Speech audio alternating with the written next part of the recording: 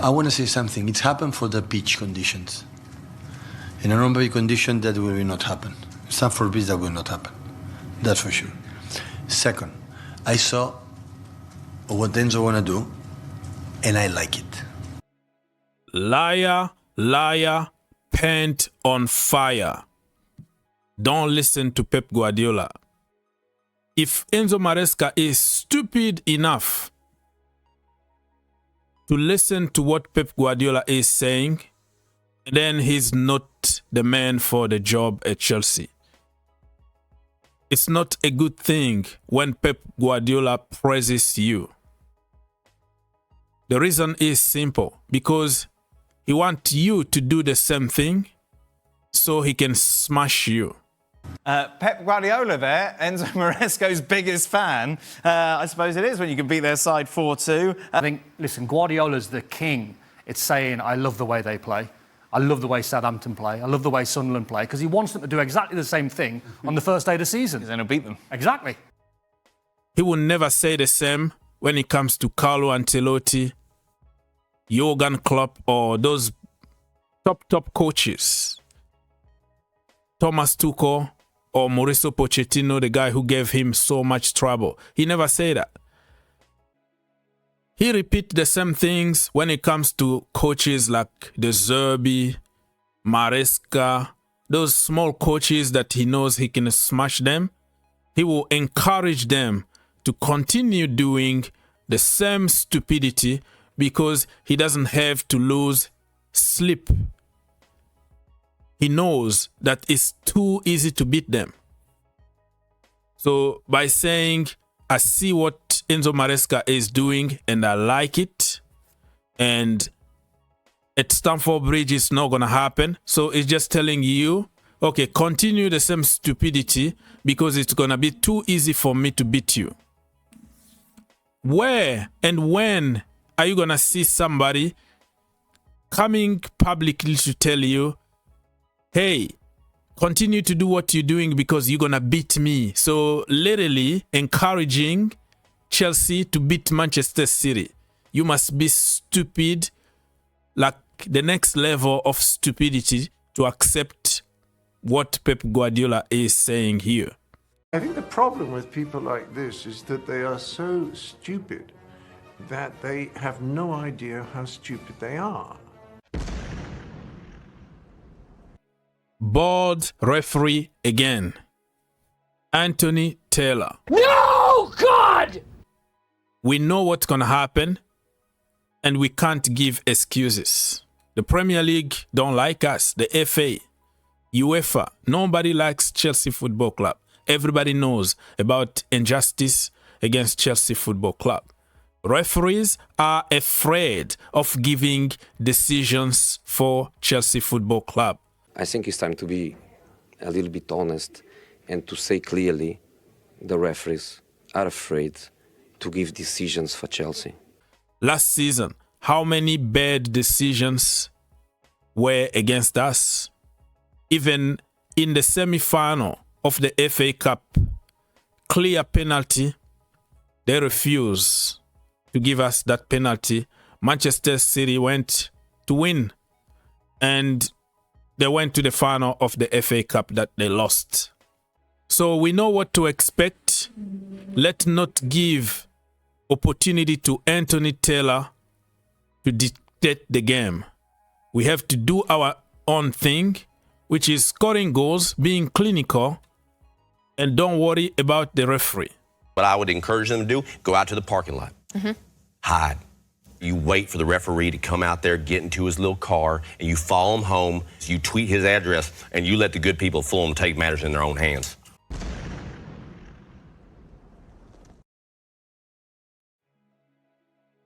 My starting 11, and a disclaimer because I'm making this video before the press conference. In goal, I will go with Jorgensen, Renato, Vega, and I will come back and explain the why. Levi Colwill, Wesley Fofana. From the right back,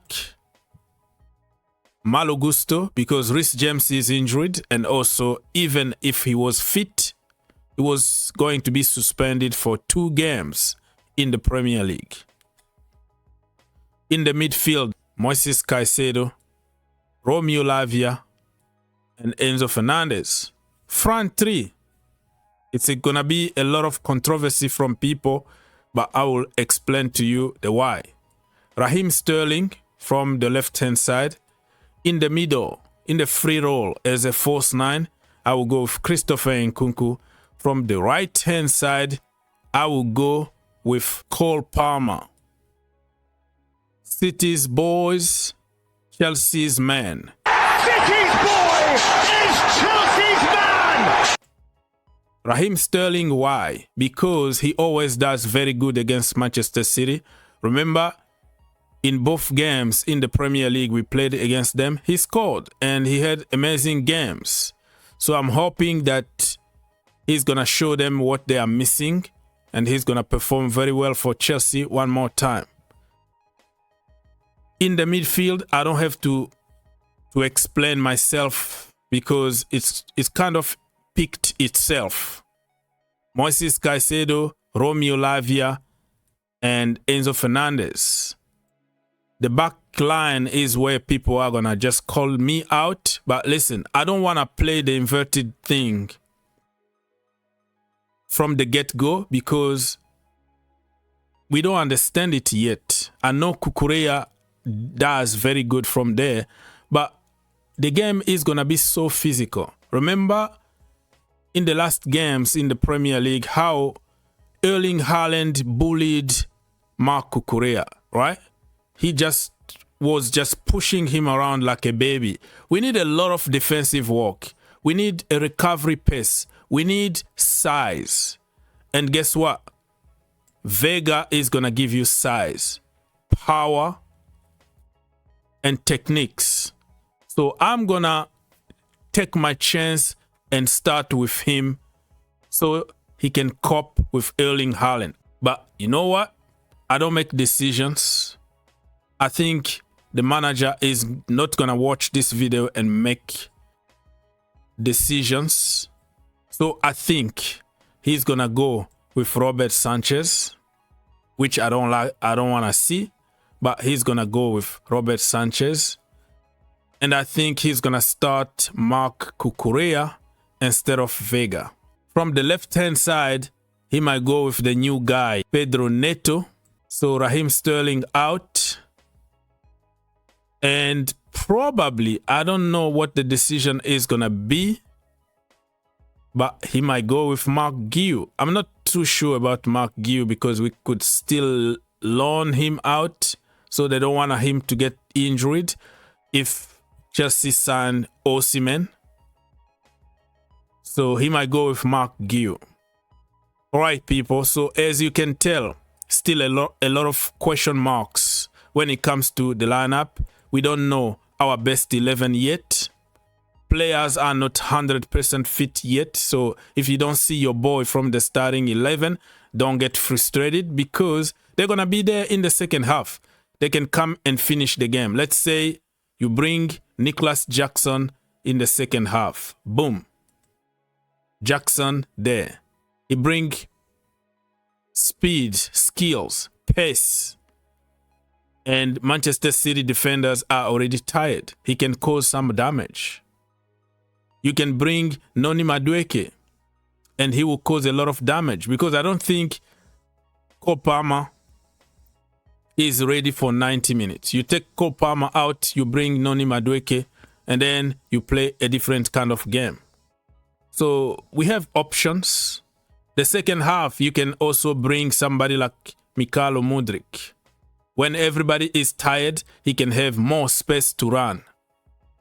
So don't worry about the starting 11. Just worry about winning this game. But I tell you what, if Maresca is going to play tiki-taka, whatever system it is, to try to copy Pep Guardiola, we got smashed.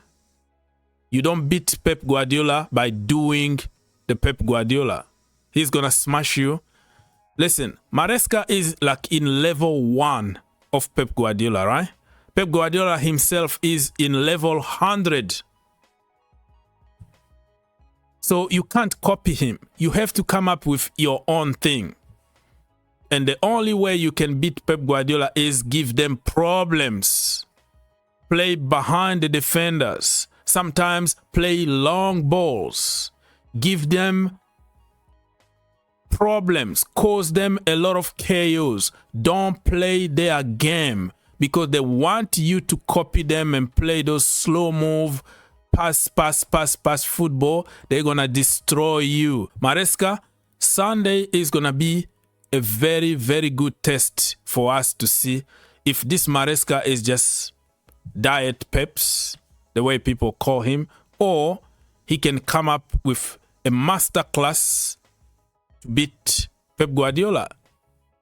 We saw last season, Mauricio Pochettino almost beat Pep Guardiola, 14 injuries. Long-term injuries, bad injuries to your key players. I think he is our key player, but key players need to be on the pitch. But this time around, there's no excuses. We have to do it at Stamford Bridge. The only issue we're gonna have is the system.